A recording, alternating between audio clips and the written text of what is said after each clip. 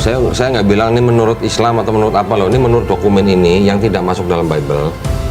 Disebutkan Yesus sering mencium Maria Magdalena di bibirnya. Iya. Kalau bukan istri boleh nggak dicium di bibirnya? Nggak boleh. Nah, itu aja.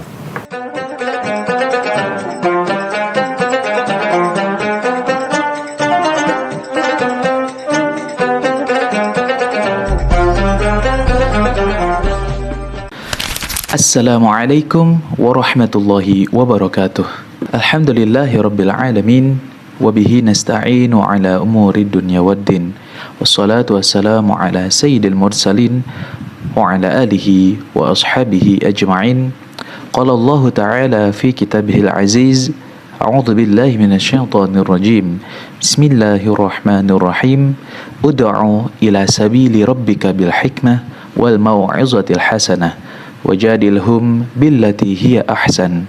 Inna rabbaka huwa a'lamu biman dhalla an sabilihi wa huwa a'lamu bil muhtadin.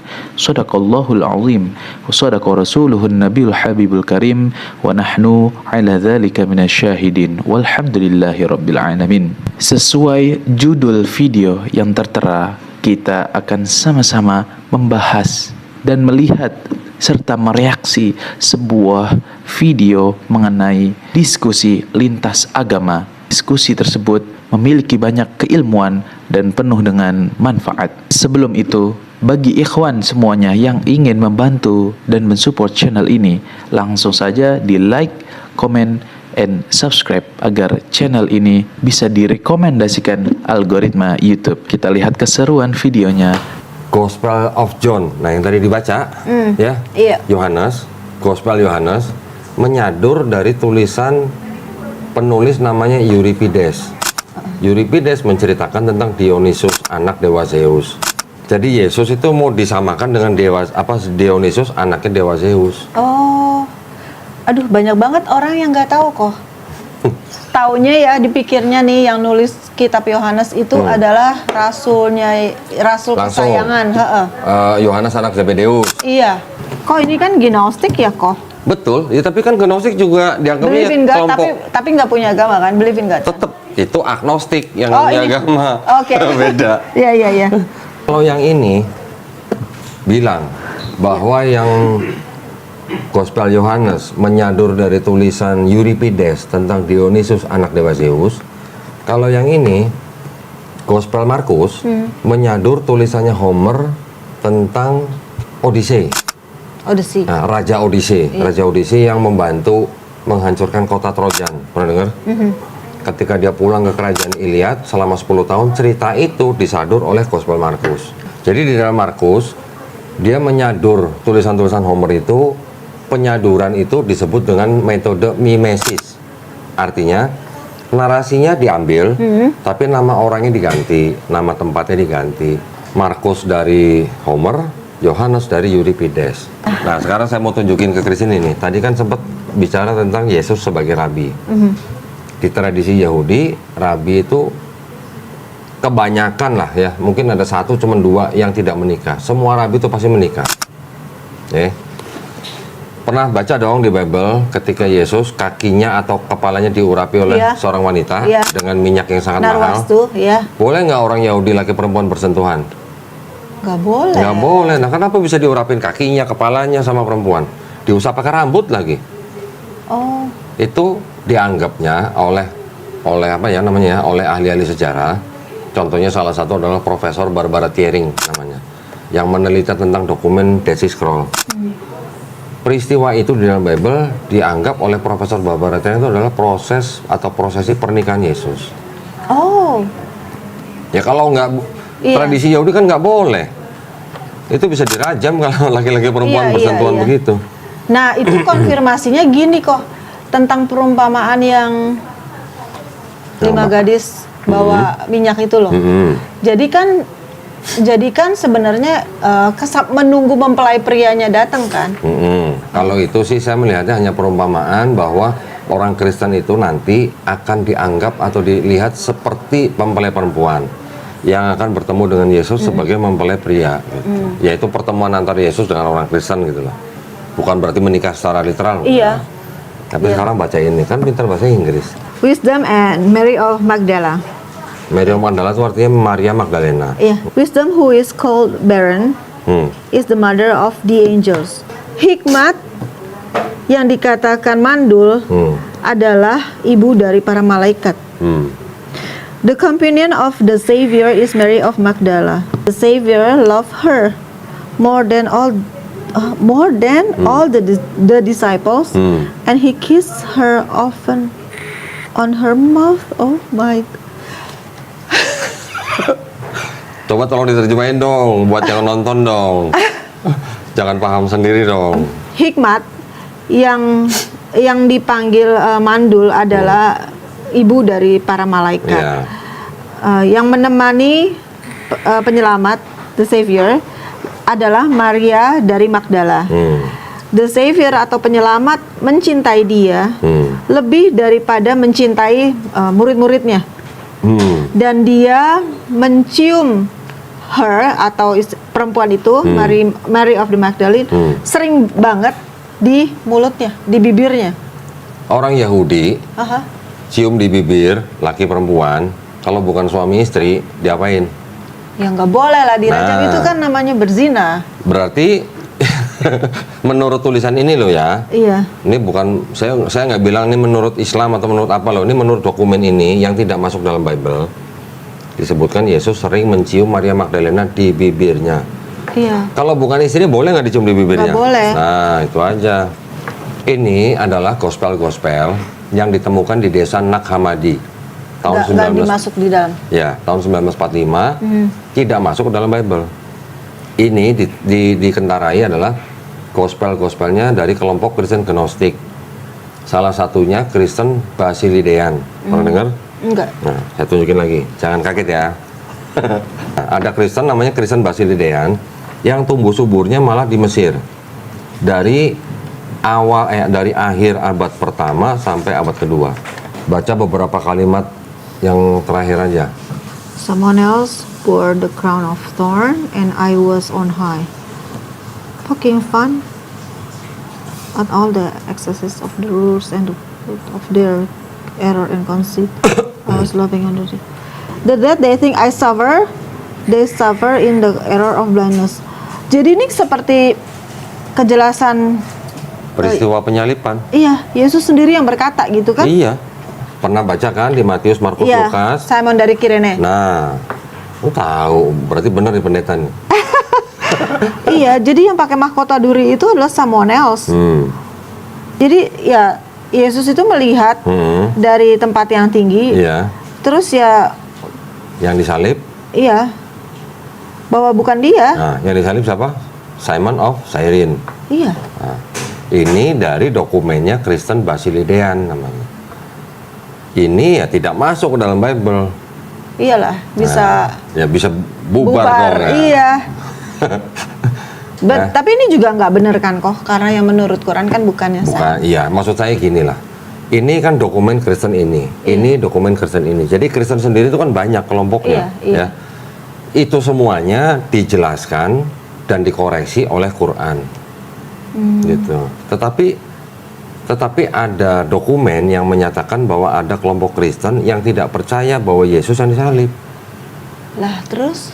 Lah terus gimana? Lah terus makanya di Quran dijelaskan, dikoreksi bahwa yang dibunuh dan disalib itu bukan Yesus atau bukan Nabi Isa alaihissalam, tetapi orang yang diserupakan. Ya, tapi di sini ada yang bilang yang disalib itu Simon orang Kirene. Ya, gini. Bukan berarti kita orang Islam harus percaya ini, bukan. Yang kita pegang, kita percaya adalah Quran. Tetapi kalau ada cerita yang Berubah-ubah. sejalan dengan Quran bahwa yang disalib bukan Yesus, ya kita cuma bisa mikir ternyata ada perbedaan pandangan di dalam Kristen gitu. Berarti ini kan hanya salah satu kelompok Kristen yang bertahan dan sukses gitu. Oh iya. Itu aja sih sebenarnya. Bukan berarti kita bilang ini salah terus ini pasti benar, enggak juga. Yang benar Quran gitu. Iya, kan udah nggak ngurusin lagi. Iya, cuman kan ini kan buat edukasi. Betul, gitu. betul. Seperti siapa? Si Christine dulu sebagai pendeta kan mungkin belum pernah baca ini. Belum lah kok. Ini kan kita hanya membuka wawasan aja gitu. Book of Enoch aja dilarang. Nah, kenapa dilarang? Karena ceritanya mungkin sedikit berbeda dengan kejadian di sini. Kan di Yosua tertulis di dalam kitab orang jujur gitu. Iya. Nah itu salah satunya. Tapi kan dilarang oleh gereja. Iya, dilarang kenapa? Karena itu dianggap apokrifa. Apokrifa zaman dulu artinya itu yang dirahasiakan. Zaman sekarang orang Kristen bilang itu palsu. Ada buku judulnya begini. Nah, coba tolong terjemahin judulnya The aja. World, 16 Crucified Savior. 16 Hah? penyalipan dari penyelamat. Christianity before Christ. Ini kan The World 16 Crucified Saviors, berarti 16 juru selamat dunia yang disalib. Iya. Jadi kekristenan sebelum Kristus. Emang ada? Loh. Jadi maksudnya kekristenan itu konsepnya. Jadi ada orang yang dianggap dia udah disalib, kemudian dia bangkit, kemudian dia dianggap sebagai juru selamat. Itu ada 16. Jadi Yesus yang ke-17. Iya, publishnya baru sih kok nih. 2018 ya, tapi pertama kali 1875 ya. Ini buku siapa nih? Bapak Gereja, Santo Saint Augustine. Judulnya The Confessions. Yang dia tulis pengakuan bahwa John 1:1. Oh, Oke. hah? Dibaca dong, jangan dalam hati dong. Yang nonton juga pengen denger. Oke. Thou procurest for me by means one of puffed up with most unnatural pride. Yang sombong nih ceritanya kok. Certain books of the Platonists, beberapa buku dari Platonis. Translated, diterjemahkan dari Latin, dari Greek into Latin. And therein I read. Dan kemudian dibaca, not indeed, in the very beginning was the Word. What? And the Word was with God, and the Word was God. The same was in the beginning with God. All things were made by Him, and without Him was nothing made. That which was made by Him is life, and the life was the light of man. Dia sedang membicarakan ini, John 1:1. Oh, In the iya, beginning. iya. Ini menjelaskan. Artinya apa kalau gitu? Jadi bukan the word, tapi bahwa Artinya Tuhan. kata-kata kalimat in the beginning was the word and the word was with God and the word was God itu banyak berasal dari buku-buku orang yang berpaham Platonisme. Iya. Itu kan buku-buku Platonisme banyak diterjemahkan Iya. dari bahasa apa Latin ke bahasa Yunani. Iya. Artinya dengan apa namanya dengan alasan atau apa ya diversion dengan beberapa alasan lah tidak berbeda yang mengenai ayat in the beginning was the word and the word was with God and the word was God itu berasal dari kalangan Platonis. Di dalam gospel ini khususnya di Perjanjian Baru itu sudah mengadopsi Helenisme Yunani atau yang disebut Hellenistic philosophy. Kemudian paganisme Romawi, saya belum kasih lihat bukunya. Dan juga filosofi Platonisme yang ini. Nah, yang paganisme Romawi ini. Bacanya jangan hela napas dong. Bacanya menghela napas panjang. And we say also that the Word, who is the first birth of God, was produced without sexual union. And then He, Jesus Christ, our teacher, was crucified and died and rose again and ascended into heaven. We propound nothing different from what you believe regarding those whom you esteem sons of Jupiter. Ini yang ngomong Justin Martyr, Bapak Gereja loh itu. Iya. Dia bilang putra-putra Jupiter sama Yesus itu nggak beda. Siapa tahu nanti dari podcast ini mungkin saudara atau keluarga besar. Iya. Paling tidak kalau Ci Christine ditanya oleh keluarga, nah Ci Christine bisa kasih lihat. Terus ceritanya gimana? Kok akhirnya bisa bersahadat itu gimana? Prosesnya gimana? Oh iya, gara-garanya kan aku nanya ya. Emang jadi Islam itu gimana sih? Nanya ke siapa? Nanya ke teman saya. Oke, terus? Terus cuma dibilang, cuma nyebutin 2 kalimat ini doang. Yang benar, iya. Terus kayak apa? Contohin nih. Udah aku nyebutin, tapi konteksnya aku, ini sih bercanda. Kayaknya nggak boleh gitu. Agama itu harus serius gitu kan. Sakral. Iya, Ada maksudnya. upacara gitu. Lah kan dari kayak baptis gitu backgroundnya kan seperti itu gitu loh. Jadi ya udah, pokoknya saya harus nyari nih untuk bisa benar-benar saya tuh beneran gitu masuk Islam. Dan satu hal kan karena tadi saya backgroundnya adalah pendeta dari Katolik. Pantekosta, Protestan dan segala macam. Niatnya saya, kepinginnya saya, this is my last gitu loh, dan harus lebih baik daripada yang sebelum-sebelumnya gitu. Gitu sih kok. Dan step by stepnya lebih mudah Kan karena ada bersyahadatnya instruction. di Masjid Ramli yang di Sunter. Gimana ceritanya kok bisa sampai ke sana? Oh, karena dekat dari kantor. Oh, dekat kantor. Terus kan namanya Sally Sally juga. Oh, gitu. Jadi Oke, saudara kalau Sally. lah. Iya. Oh, ternyata ada milih-milih saya juga. Alhamdulillah, tapi ya.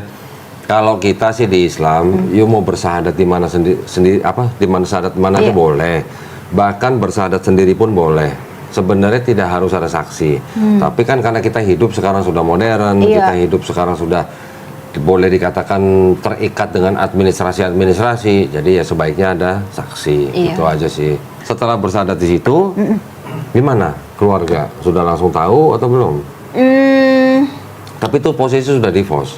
Udah. Waktu bersyahadat sudah divorce. Oh, bersama dengan proses kan? Oh, jalan bareng. Cuman selang 1 bulan. Oke. Gitu. Terus keluarga belum tahu. Belum tahu sih kok, karena kan garis keras ya. Oh, jadi ini apa Kristen radikal gitu. Kristen radikal. Radikal. Garis keras gitu. Terus? Khawatirnya mereka tuh bakalan shock gitu. Sekalipun kalau misalkan saya bisa berdalih, kan ada di dalam undang-undang UUD 45 bahwa negara menjamin. Betul. Gitu loh. Iya. Cuman lebih kayak jujur ya kok, masih ada kayak social judgment yang akan aku hadapin, dan nggak tahu, aku butuh kekuatan banget aja dari Allah untuk bisa ngadepin itu semua gitu. Cuman ada beberapa teman-teman yang aku udah cerita gitu. Mereka sih bilang ya nggak apa-apa, selama dalam pilihan kamu itu kamu menemukan ketenangan dan menjadi pribadi yang lebih baik, ya kenapa enggak gitu. Tapi maksudnya berarti sekarang Kristen kan sudah tidak hidup dengan keluarga besar kan, maksudnya kan? Maksudnya dengan orang tua kan udah pisah kan? Iya. Karena dulu sudah pernah menikah. Artinya sekarang kan sama orang tua ya hubungannya seharusnya kan ya juga masih baik-baik saja. Cuman orang tua belum tahu. Belum tahu. Tinggal Cik Christine cari waktu yang paling tepat. Bagaimana kan pasti yang memahami orang tua Cik Christine juga Cik Christine sendiri kan.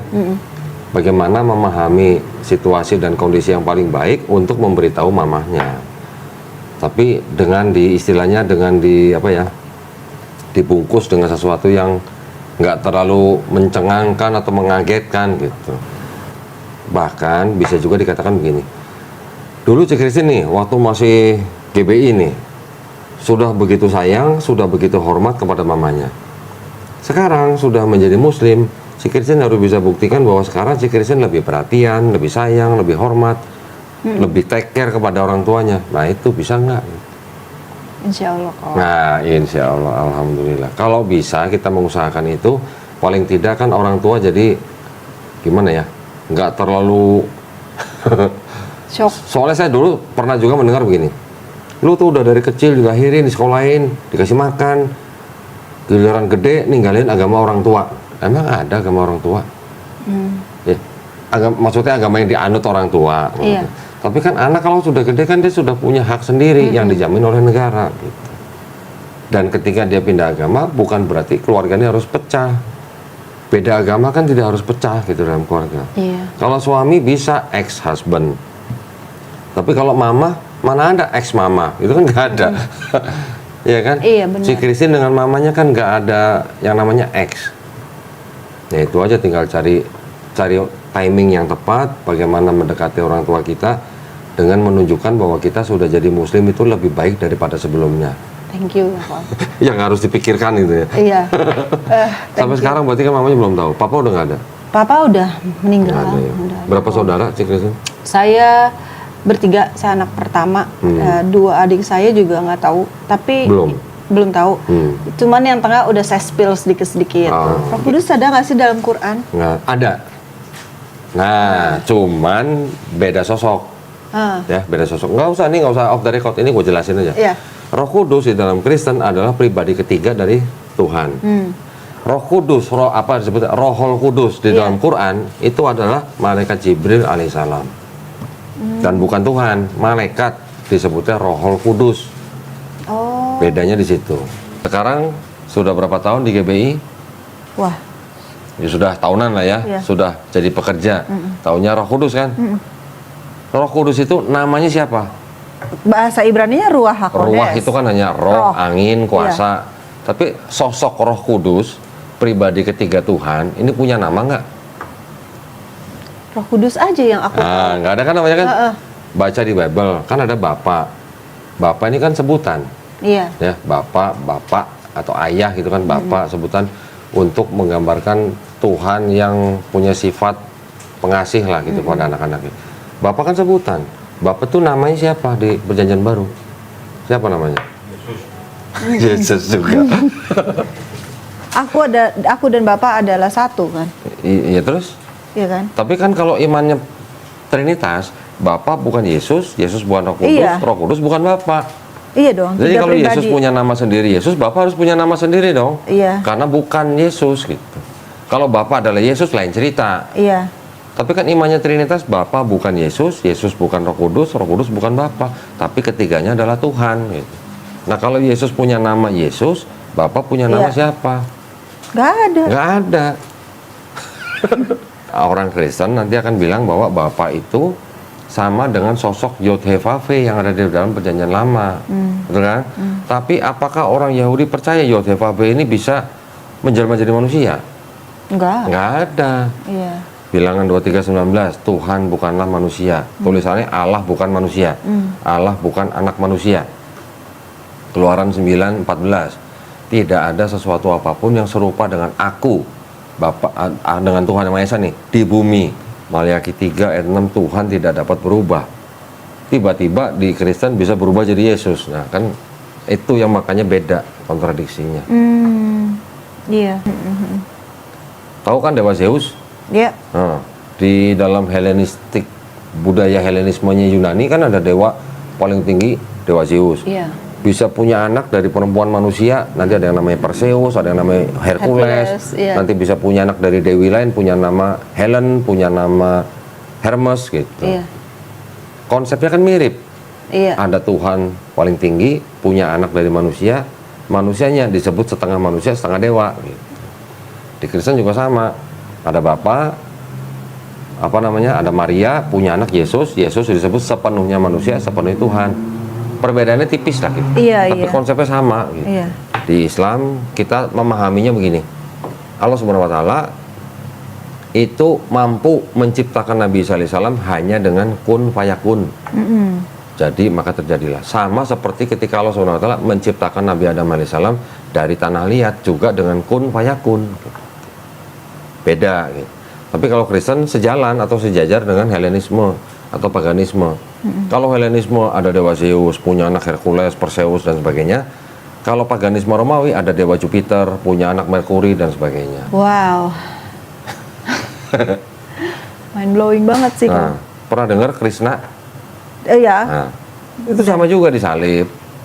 Sama juga punya murid 12. Oh. Kelahirannya pun mirip dengan cerita Yesus.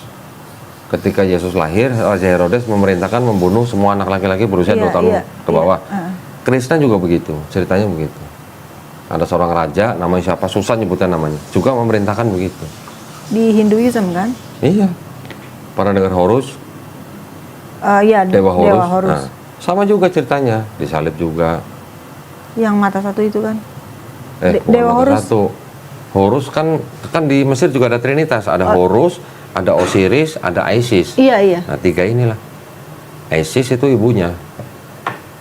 Jadi sudah banyak dari zaman-zaman sebelumnya, ribuan tahun sebelumnya, orang-orang yang menyembah Tuhan yang triad gitu. Triad itu ada 3 tapi satu tapi 3. Jadi kayak copy paste aja gitu kan? Meneruskan gitu. Oh. Di India ada Trimurti. Di Persia ada Ahura Mazda, ada Mitra, ada Ra. Di Babilonia nanti ada dewa siapa, di Sumeria ada dewa siapa, semuanya 3. Kenapa berhentinya di angka 3? Gitu. Kenapa tuh kok? Kenapa nggak 5, kenapa nggak 10, kenapa nggak 100? Gitu. Karena filsuf Yunani namanya Aristoteles bilang, sesuai perkataan orang-orang Pitagoras, pernah dengar Pitagoras? Alam semesta ini dibatasi dengan 3, awal, tengah, akhir. Nah, kami menggunakan hukum itu untuk menyembah dewa-dewa kami. Wow. Apa itu di ceritain sama pendeta? Enggak lah. Gitu. Iya, bisa bubar. Semua Bener. bisa berhenti perpuluhan. Bener. Ya, kita bukan mau menghina agama orang lain, enggak. Iya. Tapi maksud saya gini, agama Kristen sama Islam ini kan sama-sama agama misi sebenarnya. Iya. Agama yang mengajak orang lain untuk masuk agama ini. Tapi Islam kita kenal yang namanya la ikraha fiddin, tidak ada paksaan dalam Islam. Di Islam kita juga kenal yang namanya lakum dinukum waliyadin. Iya. Ya. Kristen perintahnya kan begini, karena itu pergilah, jadikanlah semua bangsa muridku. Terus Dan baptislah mereka dalam nama Bapa, Putra, dan Roh Kudus. berarti benar pendeta nih, Rik. Perintah itu yang dianggap atau dipakai oleh orang Kristen untuk mengajak orang di luar Kristen untuk masuk agama Kristen. Iya. Berarti kalau belum dibaptis kan belum kelar urusannya kan? Iya. Nah, oke. Sekarang kan si Kristen sudah beriman bahwa Quran itu divine, ya kan? Kalamullah atau firman Allah SWT. Nggak kepengen baca? Mau. Ah, mau. Mulainya dari Iqra. Oh. Gitu. Dasarnya pintu masuknya dari Iqra. Sekarang itu kan sudah ada beberapa metode lah. Dulu buku Iqra 1 sampai 6. Sekarang macam-macam, ada Rumah Nun, macam-macam. Ada yang belajar 4 kali pertemuan sudah bisa baca Quran walaupun terbata-bata. Bahkan bisa sambil nulis hurufnya. Pengen nggak? Mau. Nanti ya. Kita sediain nanti. Oh ya. Ya. Looking forward. Nanti kita Iya. sediain. Tenang, tidak ada kata terlambat. Nanti insya Allah kita Mau. bantu. Mau. Ya, Iya. tenang aja. Itu sih. Alhamdulillah. Nah sekarang tinggal kasih pesan dong sama yang Muslim, sama yang belum Muslim. Apa ya kok? Lah apa dong? Ya siapa tahu bisa pesannya si Kristen itu bisa menjadi jalan hidayah juga buat yang lain. Bisa buat yang Muslim, bisa belum Muslim. Loh, jangan kira yang Muslim itu semuanya tetap istiqomah loh. Ada juga nanti yang kayak orang limbung gitu kanan kiri. Iman itu bisa naik turun. Siapa tahu si Kristen pesannya bisa menguatkan iman orang Islam. Untuk menjadi seorang yang beragama Islam itu adalah privilege yang sudah disediakan sama Allah. Nah, Dengan panggilan sholatnya yang 5 waktu. ya. Seringkali kita datang itu mungkin buat sebagian, saya juga beberapa waktu yang lalu gitu Yeah, merasa yeah, itu yeah. sebagai kewajiban, walaupun memang itu sebagai namanya hukum yang wajib ya. Tapi saya merasakan dan saya kepingin semua dari kita juga biar di dalam sholat itu bukan lagi datang dengan rasa kewajiban, tapi dengan rasa kerinduan, Kebutuhan. rasa Iya, kebutuhan. betul. Kita yang udah sholat 5 waktu aja kan suka mengalami namanya ujian dan cobaan, Iya. apalagi yang enggak gitu Iya, loh. betul. Kalau dalam bahasa Inggrisnya we need Allah, Yes. gitu. We need God, gitu. We need Masya Allah, keren. Nggak salah nih mantan pendeta nih. Nah, sekarang pesan buat yang belum Muslim. Oh, Saya bilangnya belum Muslim, bukan non Muslim. Iya. Kenapa saya bilang belum Muslim? Insya Allah mereka jadi Muslim. Gitu. oke. Cari kebenaran, Nah, karena yang namanya kebenaran itu sebenarnya nggak perlu dibela, ya kan? Emang udah benar. Tapi saya percaya setiap orang itu di dalam batinnya itu pasti ada satu void, ada satu kekosongan yang perlu diisi oleh kebenaran itu. So cari kebenaran, cari yang otentik. wes. Mentang-mentang udah baca yang karena itu bagian ini pasti tidak asli. Cari yang otentik, Masya Allah. Terus? Cari yang otentik, cari yang divine, di mana benar-benar campur tangan yang ilahi ya. Kalau bahasa Indonesia campur tangan yang ilahi itu benar-benar nyata. Gitu. Yang penting sekarang kita sama-sama mendoakan supaya Cik Kristen juga istiqomah. Amin. Semoga kita semuanya nih istiqomah dan husnul khotimah.